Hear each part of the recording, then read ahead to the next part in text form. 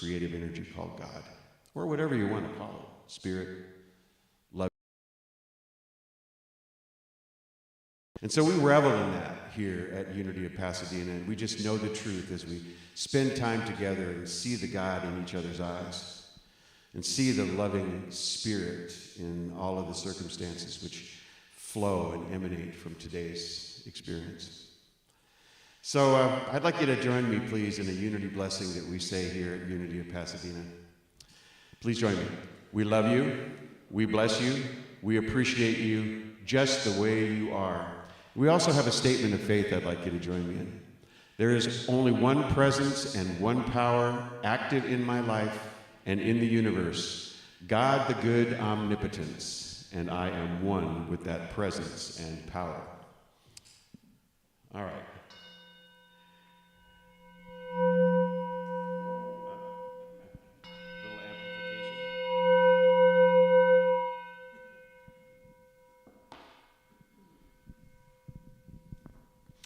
So I'd like you to join me in prayer. Please take a nice deep breath and release it.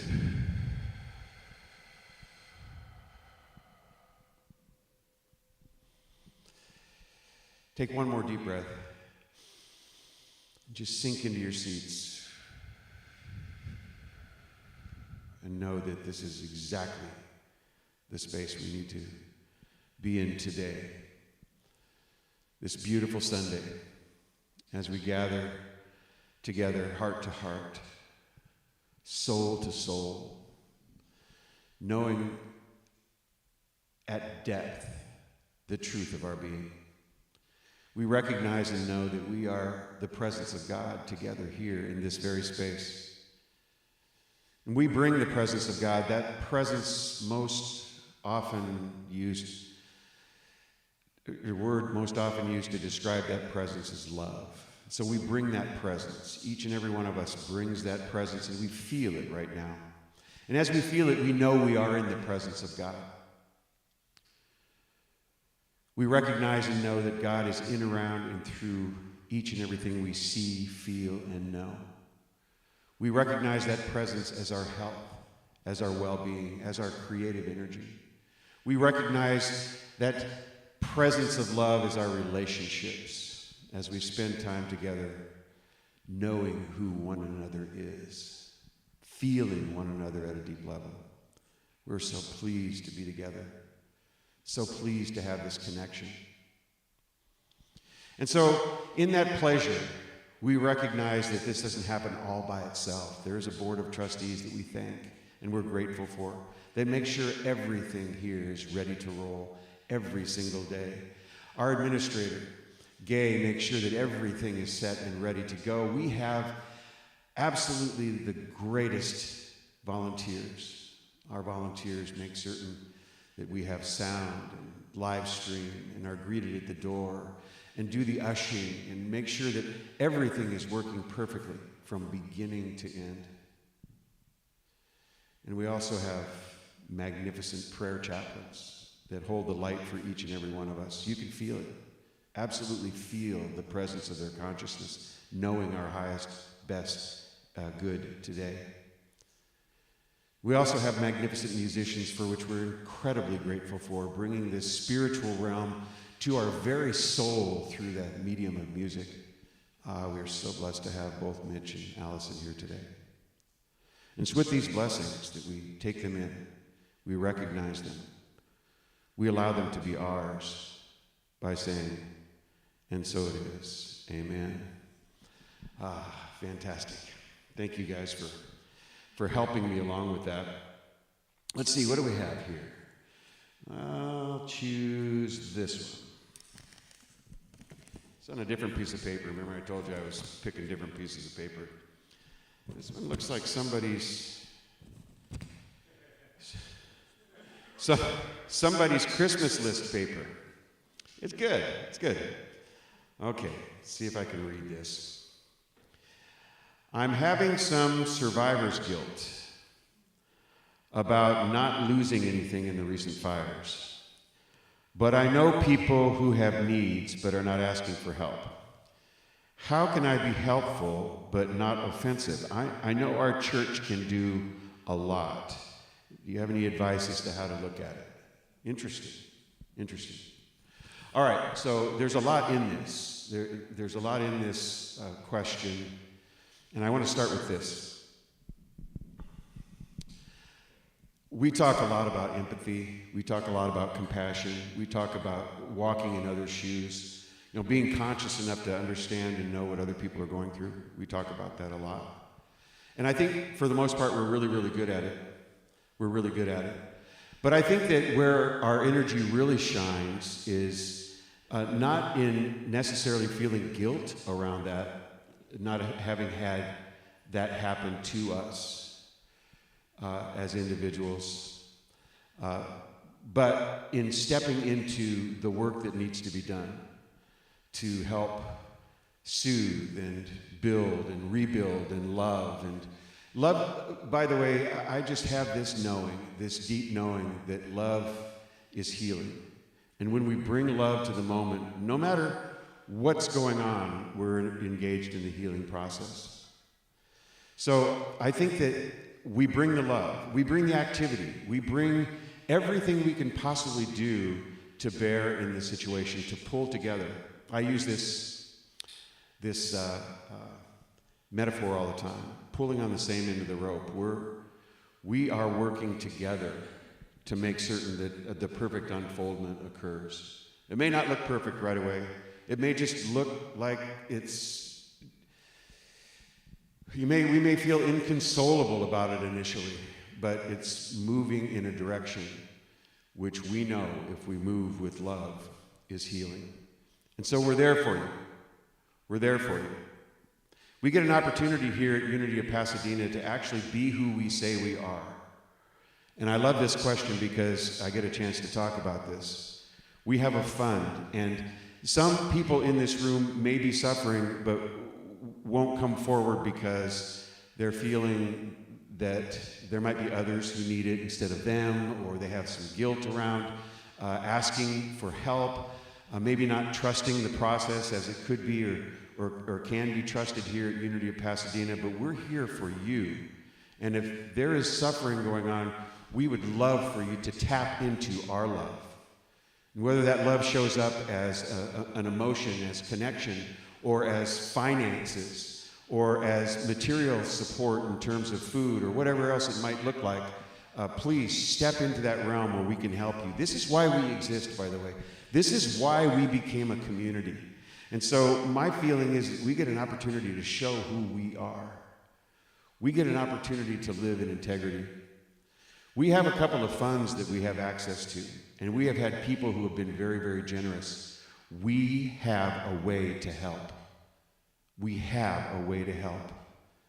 And so thank you for whoever wrote that question, because it gives me an opportunity to say that we are who we say we are. Please come forward. Please take a look at what it is that you can fill out today to get us moving in the right direction, and let us know what you need. Additionally, here's another thing, and Barbara's going to talk about this today from the podium, but we reset the date for Unity A Way of Life, the workshop. And that date is set for March 1st. And that'll be an opportunity for a ton of us to get together and talk about what's next in our spiritual realm, in our community, in our ability to be helpers, and in our ability to carry the message of love throughout this community. So please mark that on your calendar. So how'd I do? 4 minutes. I deserve an extra minute for that. Yeah, thank you for the question, whoever wrote that. I appreciate it. So it's time to grace us with song, please.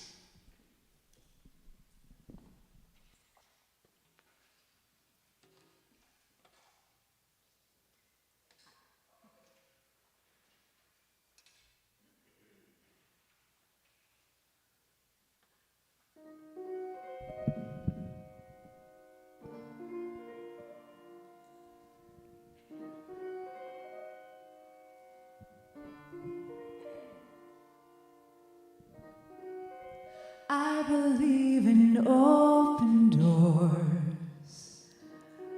I've taken off the screen.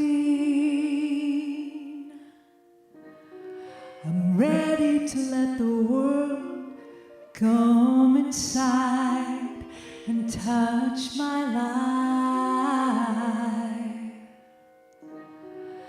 I will no longer be defined by what someone else believes that I am. And now that I have dropped the weight I am light as a feather, it's time to elevate.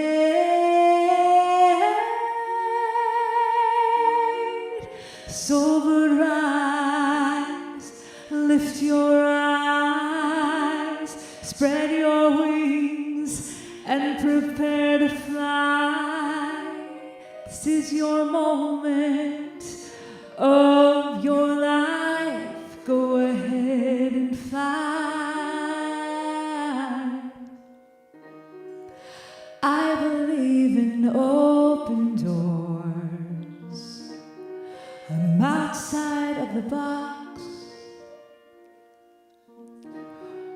What did not demolish me simply polished me. Now the cleaner I can see, I know where I want to go. I am living in the flow. Now that I've dropped the weight, I am light as a feather. It's time to elevate. Sober rise, lift your eyes, spread your wings and prepare to fly. This is the moment of your life. Go ahead and fly. Sober rise, lift your eyes, spread your wings and prepare to fly. This is the moment of your life.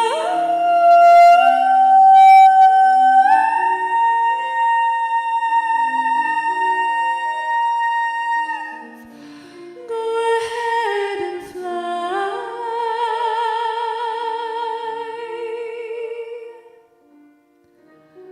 I believe in open doors.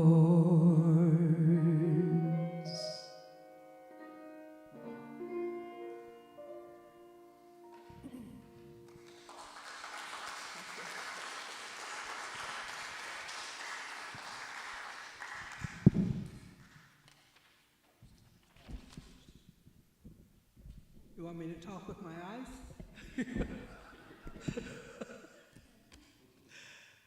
Good morning, everybody. And I got here in time to hear both of you wonderful musicians. I usually say I am never late for church because I have a wonderful affirmation. Now, this may be a little profound for all of you. It's get me to the church on time. But this morning, Murphy's Law was executed perfectly. Everything that could go wrong did. But Reverend Greg, in all of his wisdom, tapped into that extra minute. I rolled right in here and got up here. Excuse me. I'm supposed to be talking about power today. I'm not supposed to be talking about it. I'm supposed to be reading about it. But I have to share something with you that I came up with when I was teaching. I used to teach kids who had learning disabilities. I was a vocational teacher. And there's nothing wrong with their mental processes, but they don't necessarily fit into the norm. And so they're taught at an early age that they just don't learn well. They just don't necessarily learn like others. So I realized in order to put them out to work, what I would have to do is instill a little bit of confidence in them. And so I made up this thing about power. And so I'm going to share it with you because I adopted it since for myself because it really does help me. It's kind of a 5-step program to power. And the P is for passion. You have to have passion and you have to have purpose. This O is for optimism. You've got to expect it to turn out well. The W is for wonder. You know how kids approach things with a sense of wonder and a sense of curiosity and a sense of playfulness? But this is the way they learn and this is the way they enjoy. So that wonder is very important. The E, of course, is more enthusiasm, and we all know that's the spirit within. And the R is for responsibility. You have to take responsibility for your own actions and reactions. Other people aren't doing it to you. You're managing to do it to yourself in one way or the other. My kids bought into that, and believe it or not, they were hired over college kids because they did have confidence when they went into interview, and they did have the soft skills necessary to get over that first hurdle. So anyway, I have the power to choose my thoughts and direct my life. Feeling my power from within means I am grounded in spiritual truth and understanding. I speak my mind with calm certainty and change my mind whenever I choose. I live in a state of inner security and mastery. If I wish to make changes, I take dominion of myself and have faith in my innate power as a spiritual being. In the past, I may have looked outside of myself to feel powerful, taking on another's beliefs or affiliating with something outside of myself. Now I understand that true power comes from within. I take dominion over my thoughts and feelings. I live my truth in confidence, knowing my thoughts derive from divine ideas. One with God, I have the power to create life.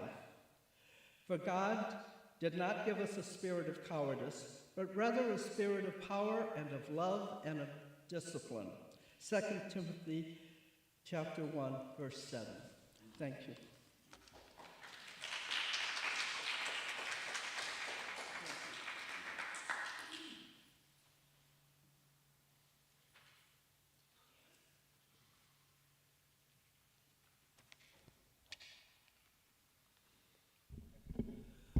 Well, good morning and happy Sunday to each and every one of you.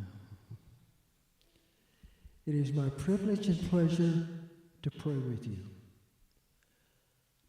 Let us take a moment to relax our thoughts as we allow our breaths to surrender to that quiet space within. By breathing in, breathing out, breathing in, and breathing out. Okay. Today we release judgment and choose to observe life from a higher point of view.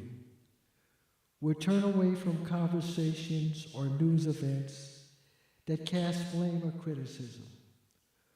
We let go of any judgment we hold toward others who may have been unkind or judgmental toward us.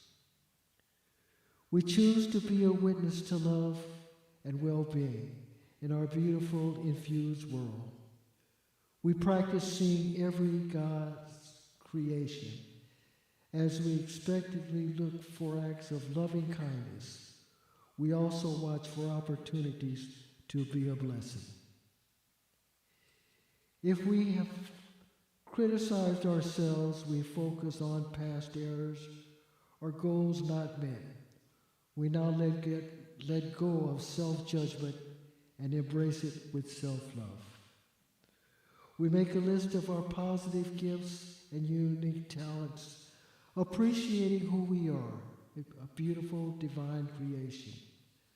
Observing life with non-judgment and compassion, we behold a glorious, incredible experience that life is even more joy, love, and delightful experiences that spring forth in celebration of being alive as we move into a 2-minute period of silence.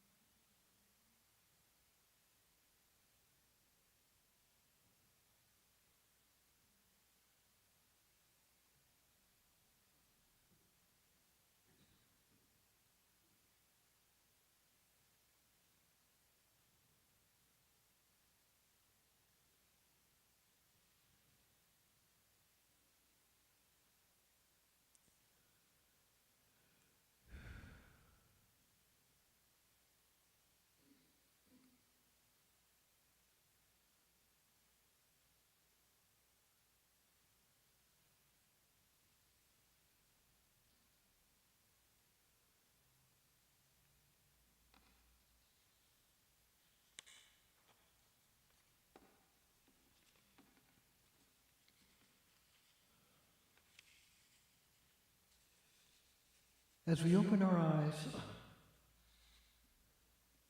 let us say the prayer of St. Francis together.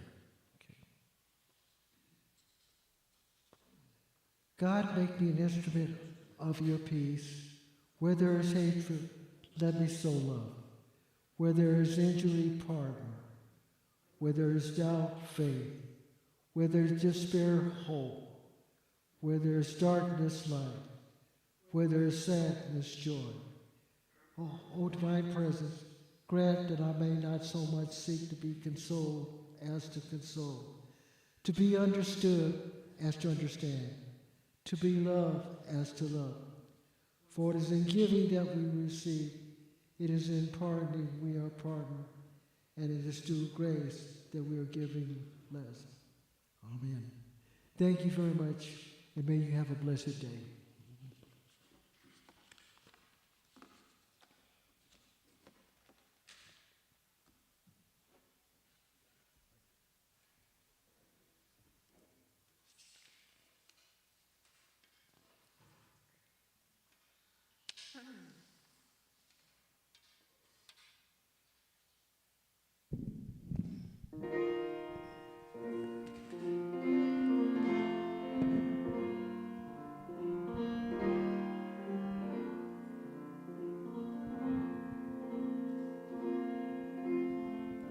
It isn't like I've always wondered what I was made of.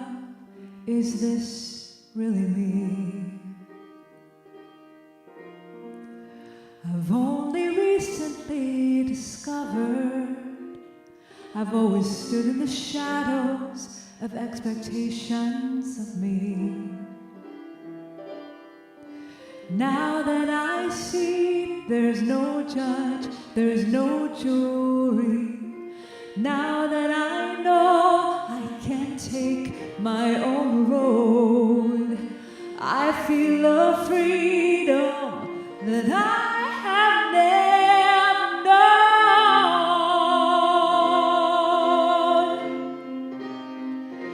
It's about unbecoming what I never was. It's about unlearning what was never true. It's about unbelieving all the lies that I've been told. Unbecoming is the story of my soul.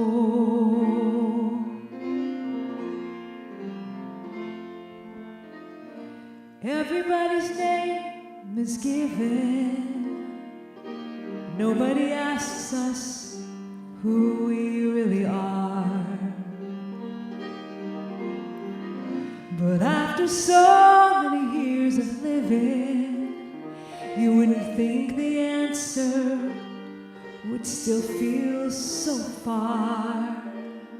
I'm slow, I'm smart, I'm accounting, I'm art, I'm left brain or right, I'm a morning person all night. Well, maybe it's time to step outside of those lines and see who I find. 'Cause it's about unbecoming what I never was. It's about unlearning what was never true. It's about unbelieving all the lies that I've been told. Unbecoming is the story of my soul. The scariest thing is offending, disappointing everyone's vision of who I should be. But the only way home is to fly on my own till I know, till I see. It's about unbecoming what I never was. It's about unlearning what was never true. It's about unbelieving that I've been told. Unbecoming is the story of my soul.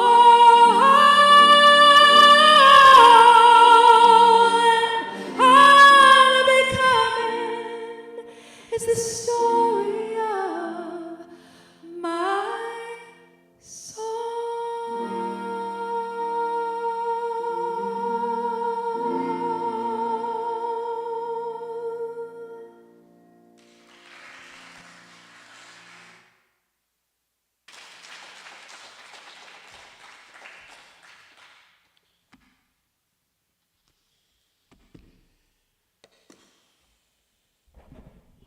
Yeah, that's a beautiful song, and really, really well done. Thank you.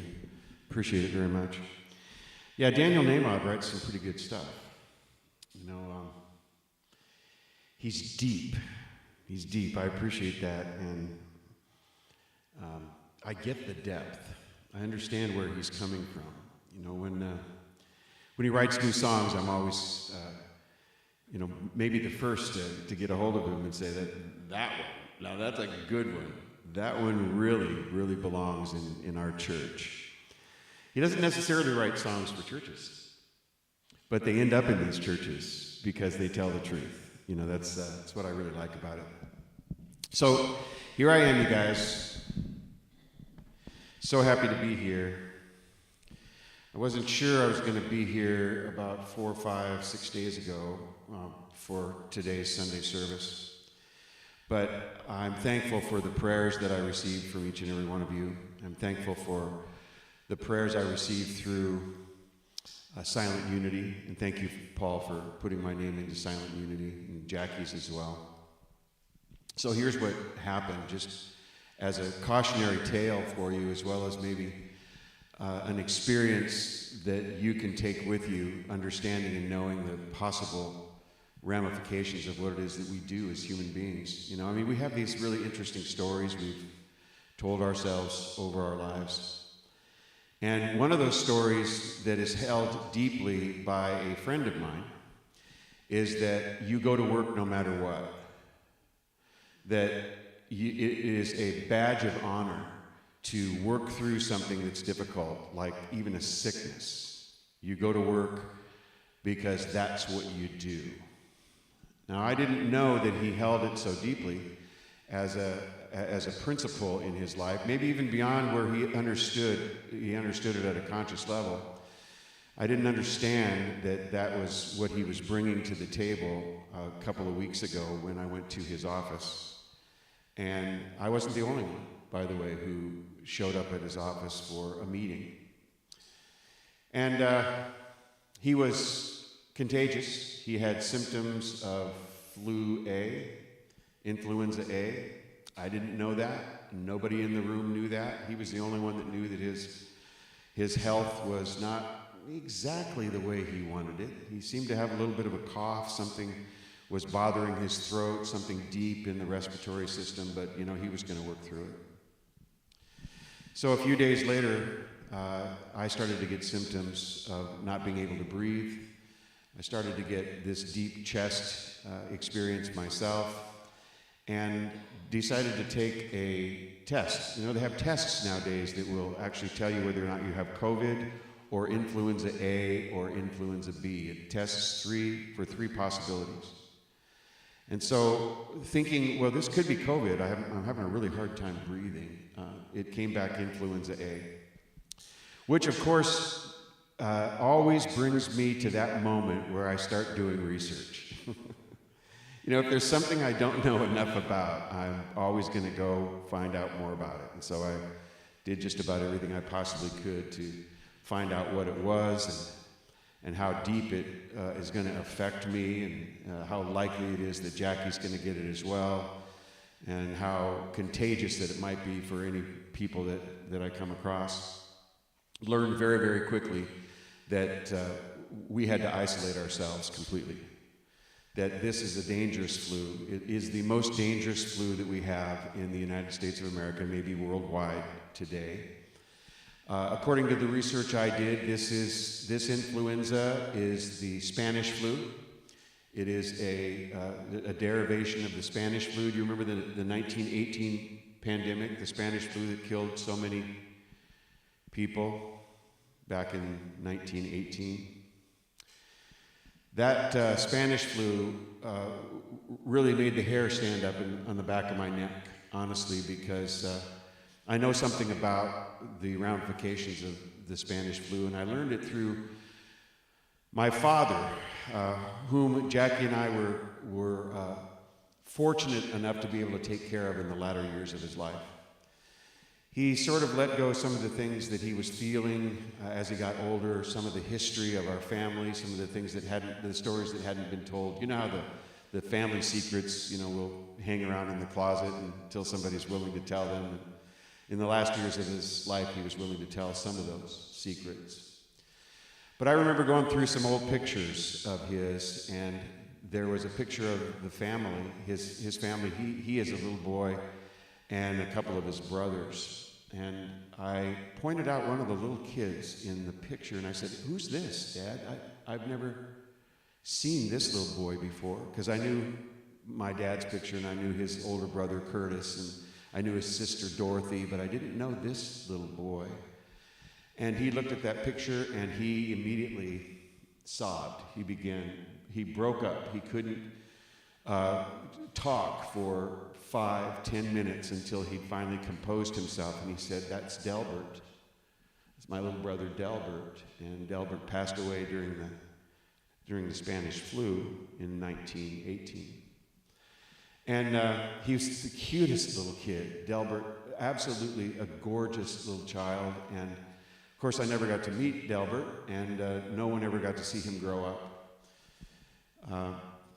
It impressed me when I found out that this is an offshoot of the Spanish flu.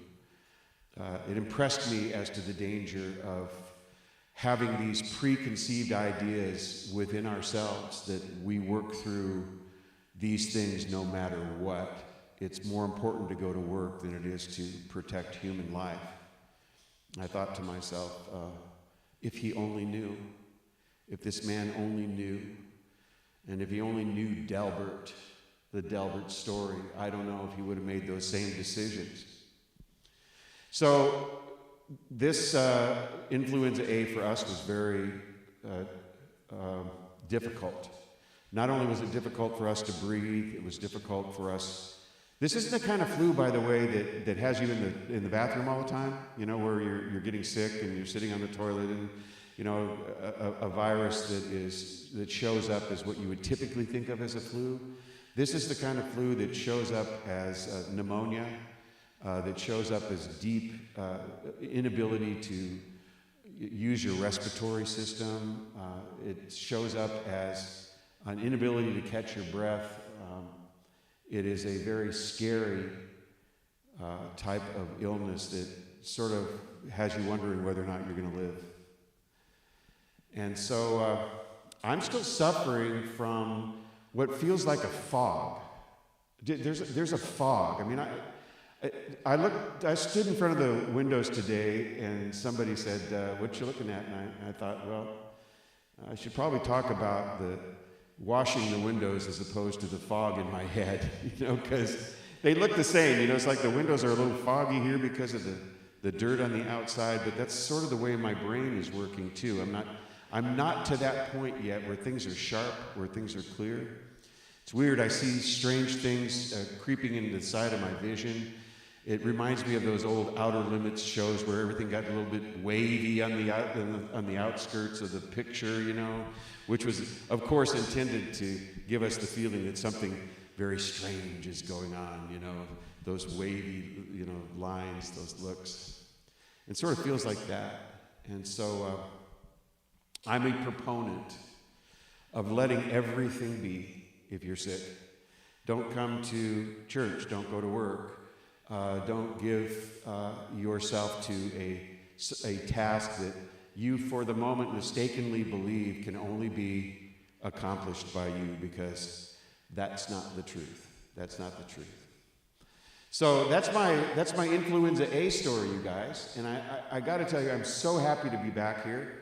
Some of the clothes I put on this morning fit a little bit better than they did last time I put them on, because you'd lose a little bit of weight too. I mean, I guess there's a silver lining in some of this, but you lose a little weight during this process. So we're talking about some things that I think are really, really important. When I set forth the February schedule of what I wanted to talk about, I didn't know that I was going to get sick. I didn't know that this was going to be a part of my experience.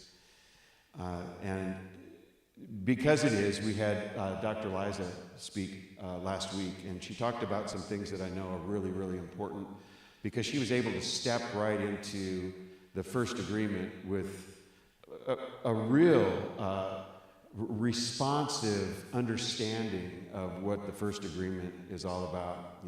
Be impeccable with your word is the first agreement. And she talked about that, I know.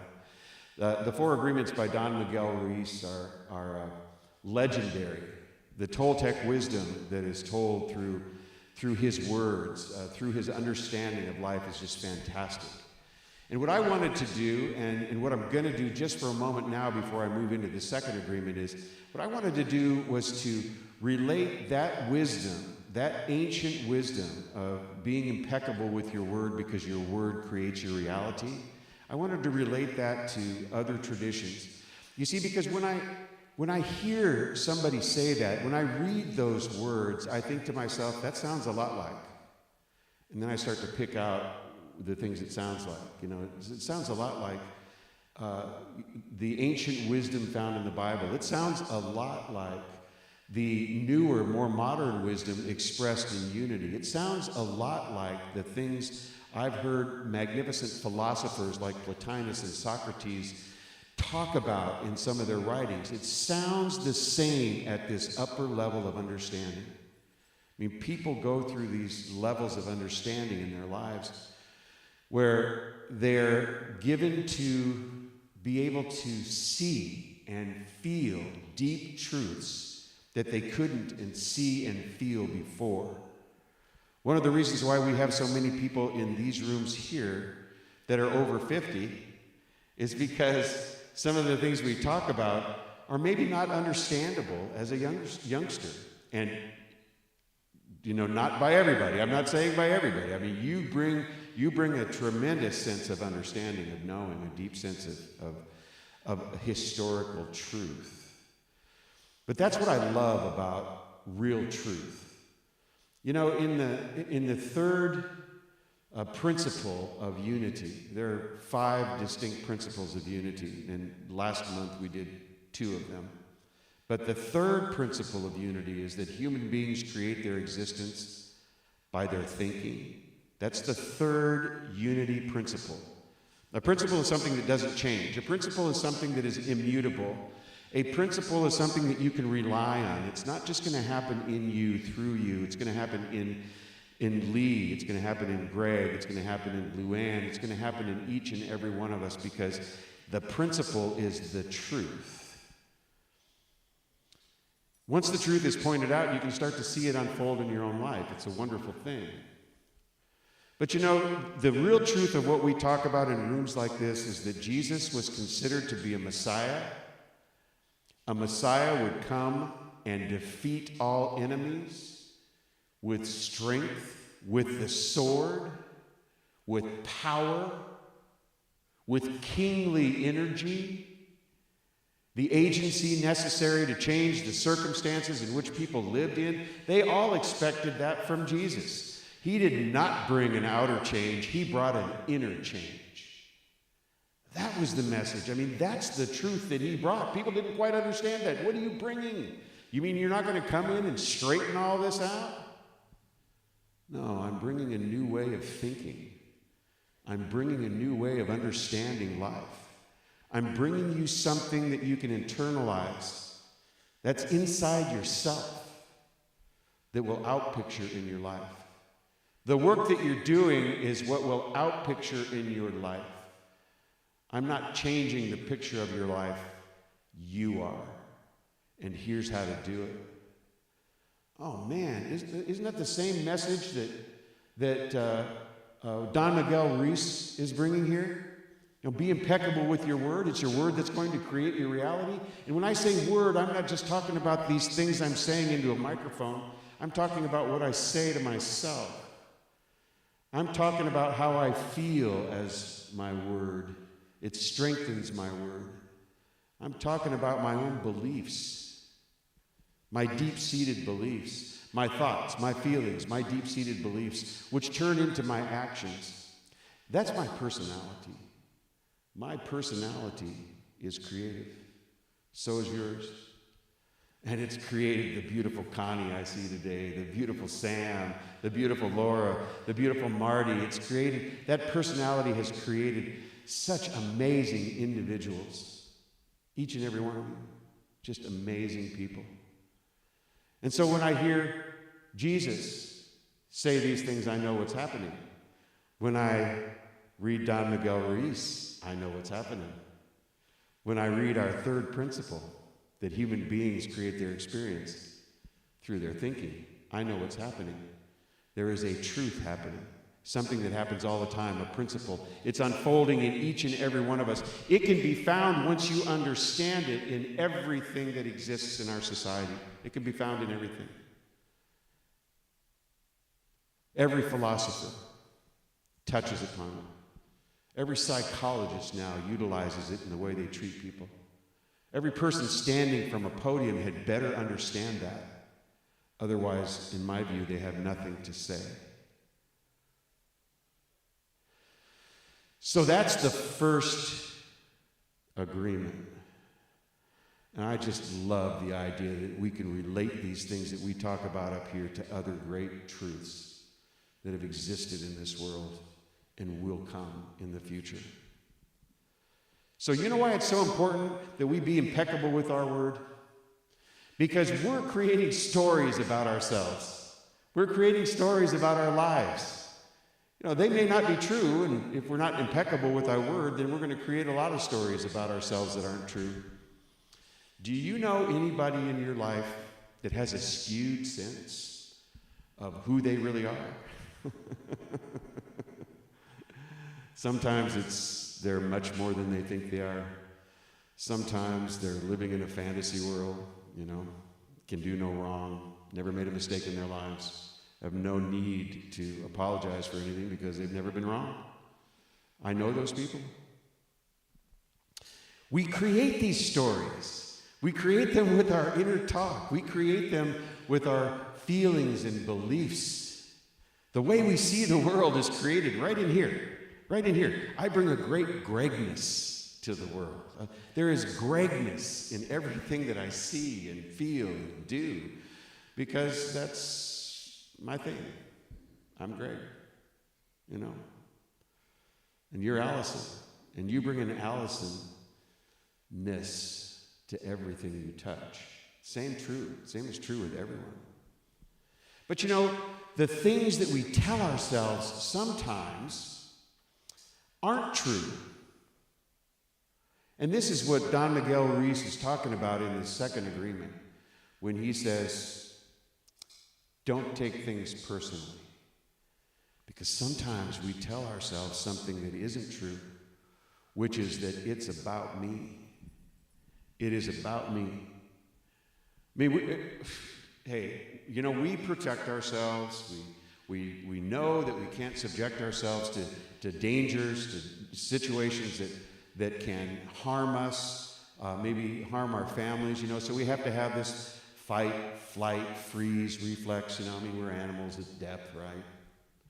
That's what some people tell us. But fight, flight, and freeze kind of covers everything, doesn't it? We can't just disappear. That would be the fourth one, I guess, fight, flight, freeze, or disappear.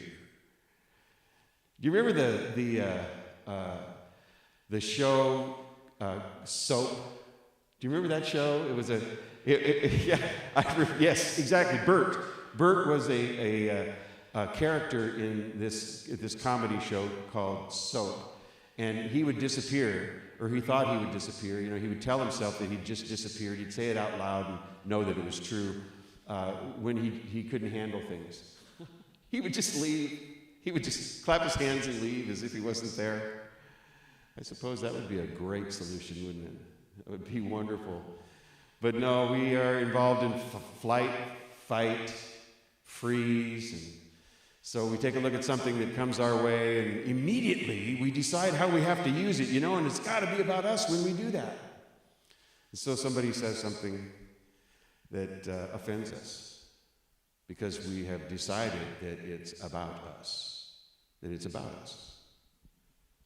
We haven't done the work that's necessary to really make a true determination as to what it is about. So Don Miguel Ruiz helps us with that. And he says these stories that we make up, not just you, not just me, everybody make up, have a way of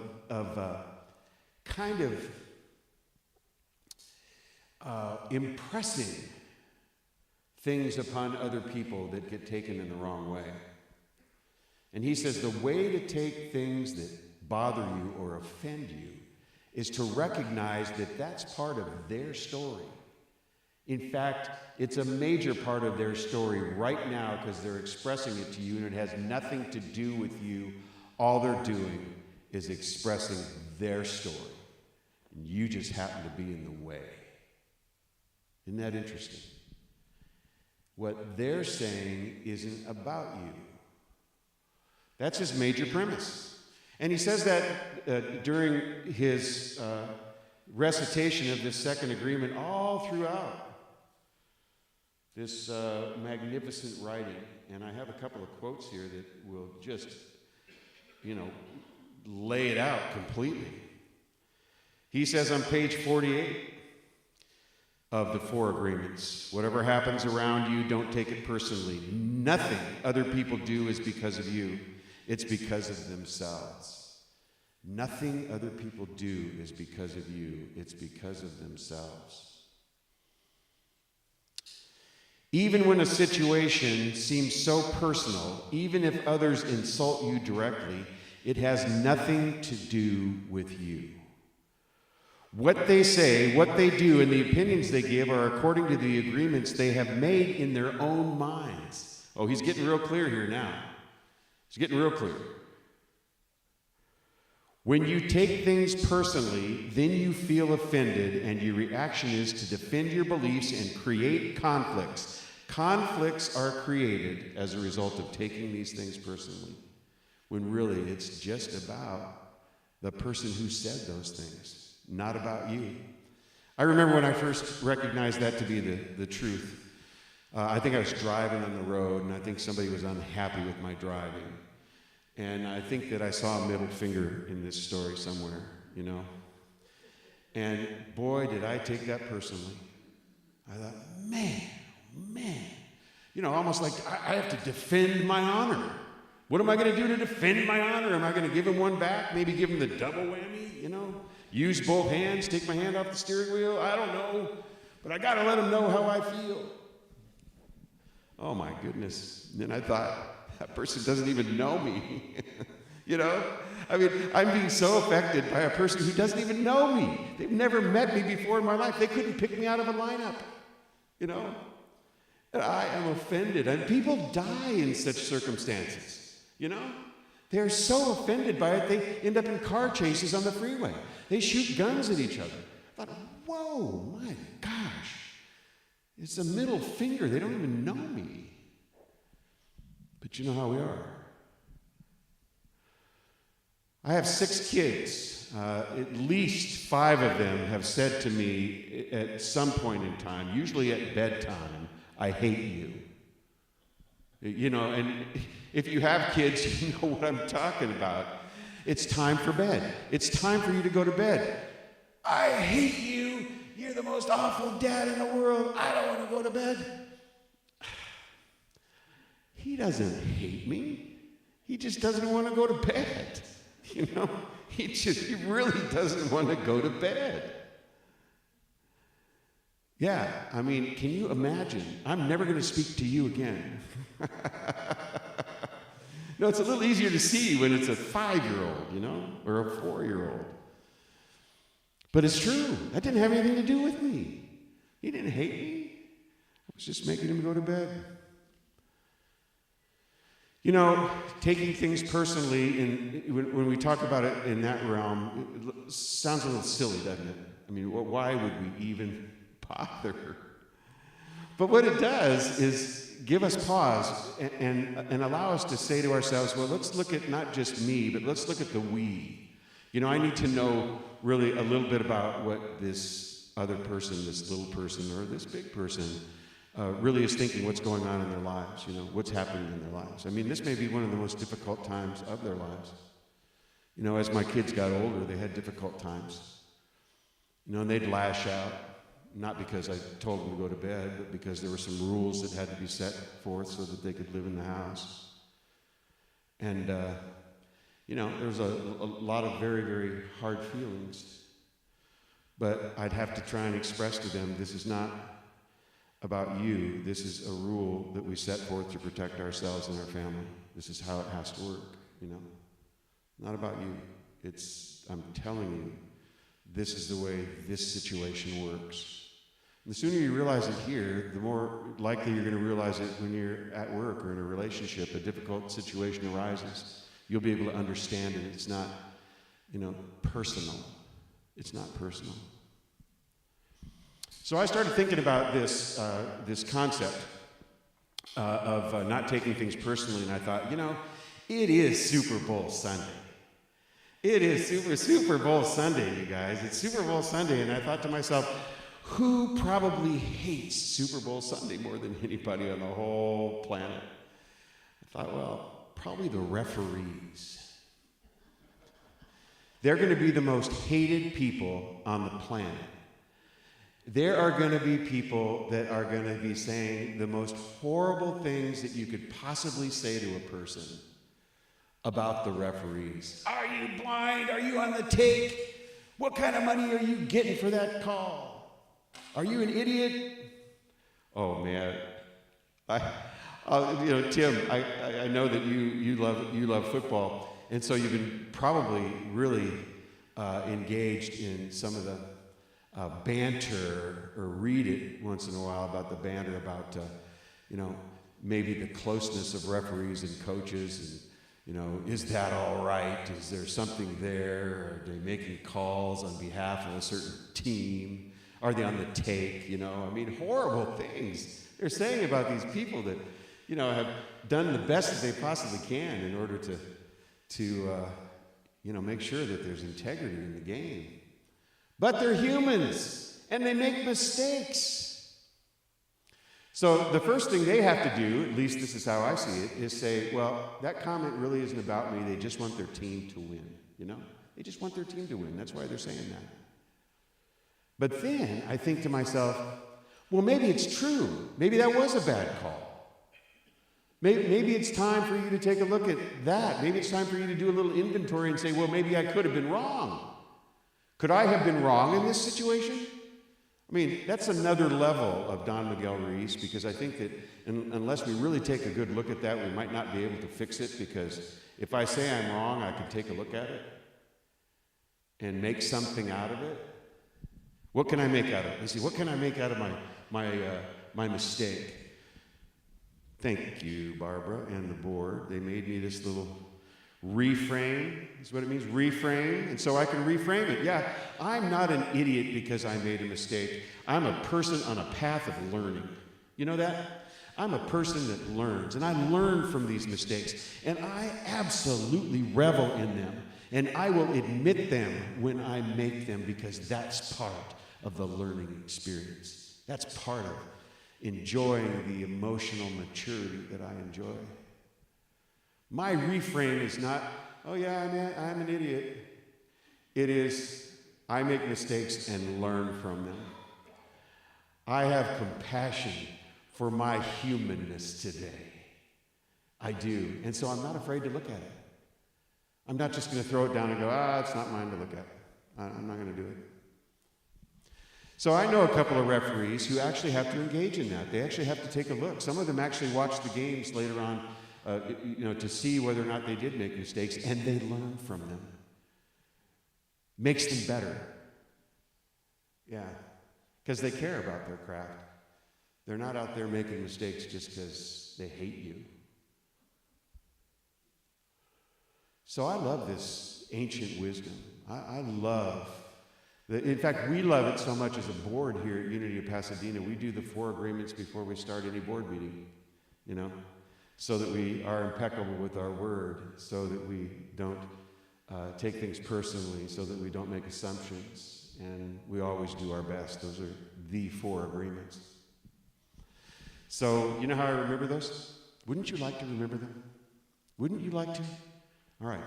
So this is how I remember them. I'm going to do this first, and then you're going to do it with me. Be impeccable with your word, with your word. Don't take things personally, never make assumptions. Do your best, do your best. Frere Jacques, baby. I mean, you learned that probably in kindergarten, didn't you? You probably learned it in kindergarten. Join me. Be impeccable with your word, with your word.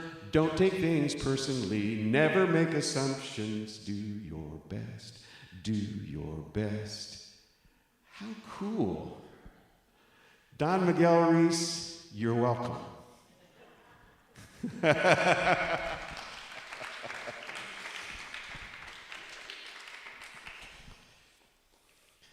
So I miss you guys. Oh my God, I miss you guys. So much fun. All right, well, if we're going to continue this process, then we need somebody to carry a basket, and Millyanne is the perfect person to do that. Come on forward, Millyanne. She is an accomplished usheress, bringing the words that people long to hear. We are so happy you're here, Rosalind. And Audrey, it's so great to see you. And Colleen is with us from Illinois. Colleen, all is well here. How are you? Reva, Carol Bliss. Oh my God, my spiritual sister Carol Bliss is here. Carol, we love you. Stephen Cosmina. Glad you're here, Stephen. And Ellen Munoz. Now, some of you in here know Ellen. Yes, and you're nodding your head like, oh my God, that is so neat. So I'm going to put this right in there. And then what we're going to do is we are going to do our community giving statement, because, here's the deal. We support that which we love, and we step into this process because Unity of Pasadena is worth supporting. It's a community that's a divine idea in the mind of God. I don't say that lightly. The Unity of Pasadena is an amazing place, and you're amazing people, so we support it. I'd like you to say with me, please, our community giving statement.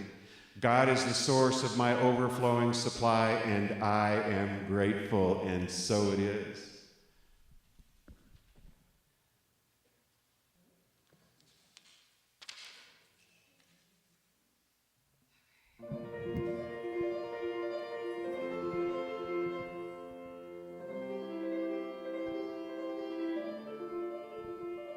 I've been closing the door all my life, held it in but not anymore. Got 2 feet on the floor. This is it, I'm stronger than ever before. Pardon my imposition, but this is my conviction. I need to get this off my mind. Gotta be me, gotta be I, gotta be who I know I am inside. Finally breathe, taking it in, look at me flying. It's always been there, it just took me a minute to find it. If I were to be anybody else, I'd just be hiding who I am, who I am. Looking back on a little girl, never gave her a chance to ever be more.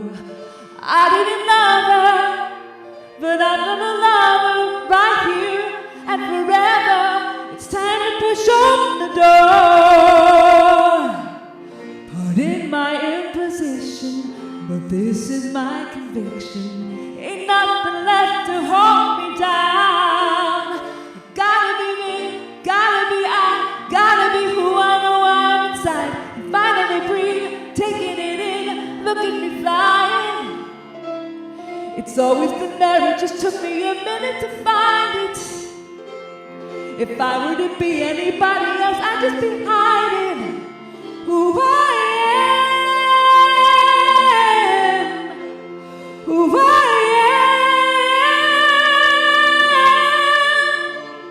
am. It's always been there, it just took me a minute to find it. If I were to be anybody else, I'd just be hiding who I am.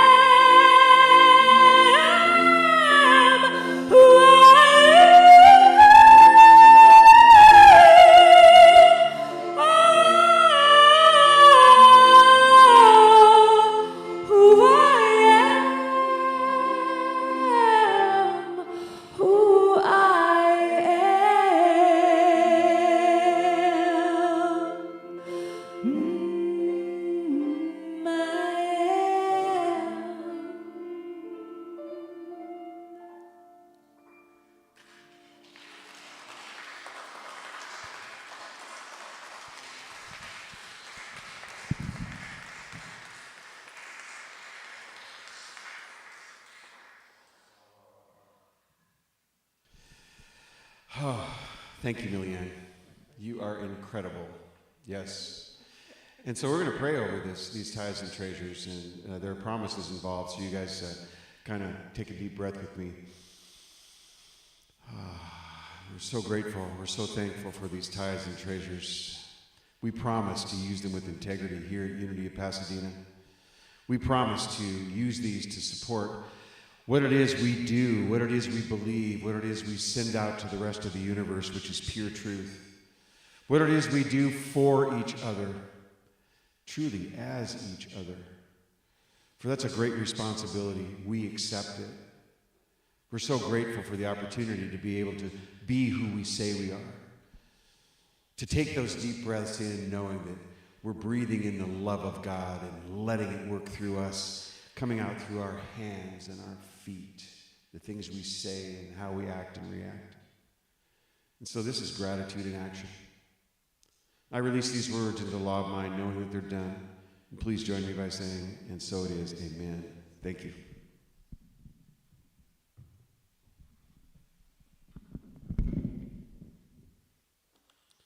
I'm going to clean up my mess here, Barbara.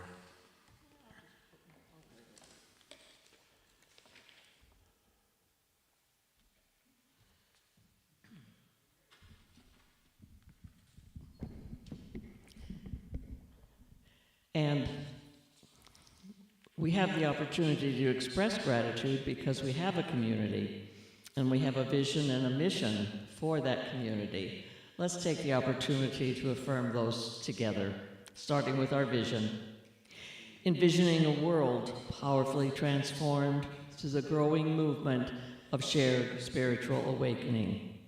And the mission is transforming lives by living and sharing our inner truth of divine wisdom, compassion, and love, using practical spiritual principles.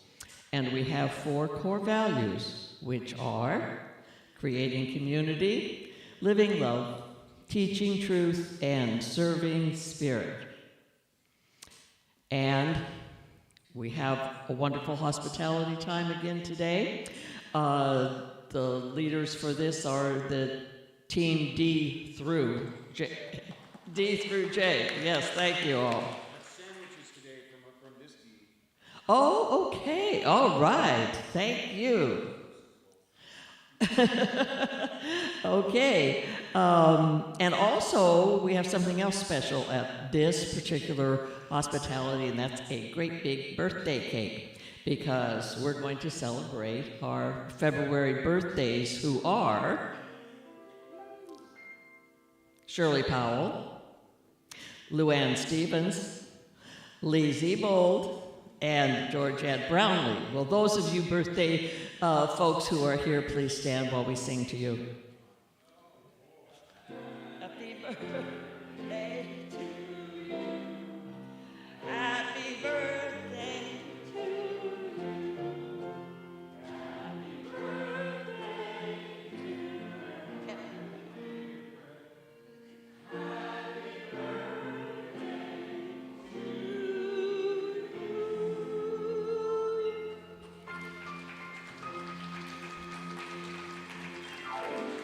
And there was one who didn't make the list, so I'll have to give it to Jackie. That's Brett Bradshaw.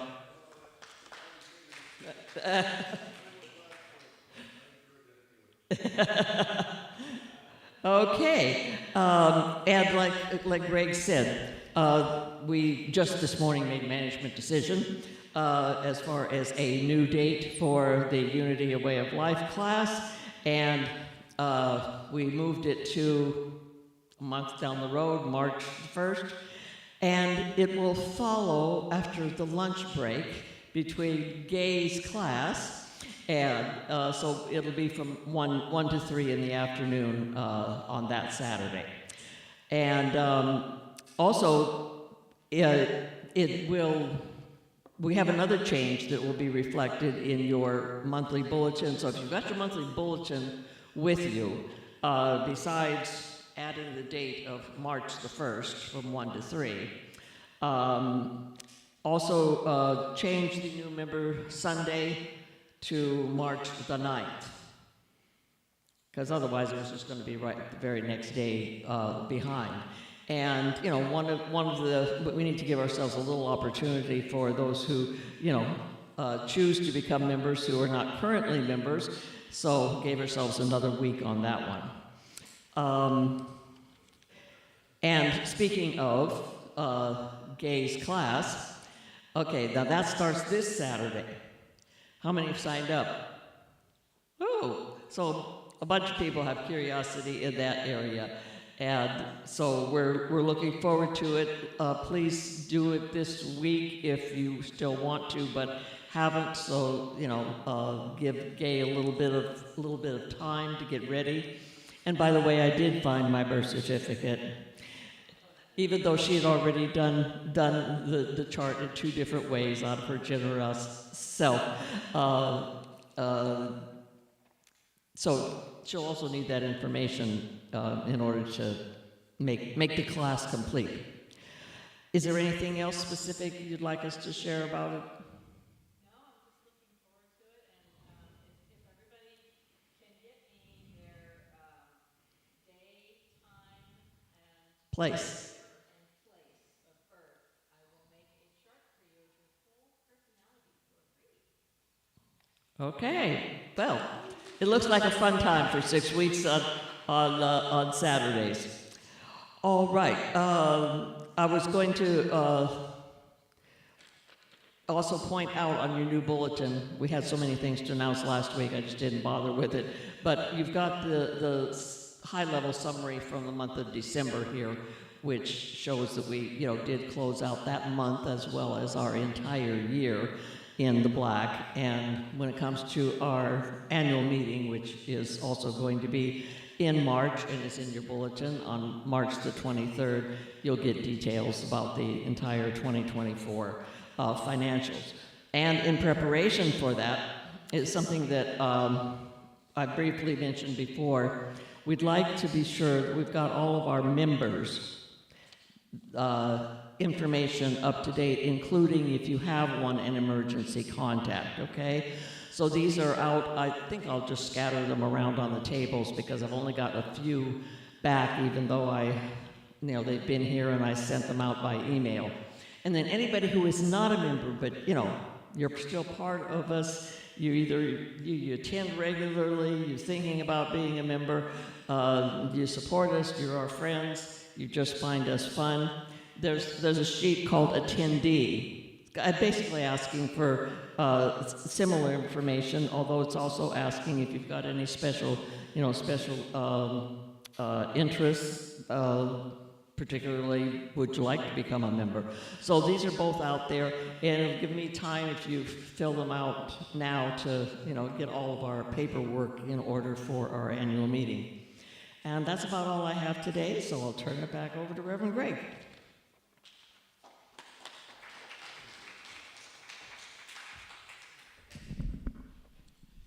Thank you, Barbara. So it's time for us to do our silent unity prayer for protection, which we're going to do together, and we're going to stand for that. And then we're going to do, which I Choose Love. I love that song. So please Steady yourselves. Here we go. The light of God surrounds us. I am light. The love of God enfolds us. I am love. The power of God protects us. I am power. The presence of God watches over us. I am presence. Wherever I am, God is. I am divine, and all is well.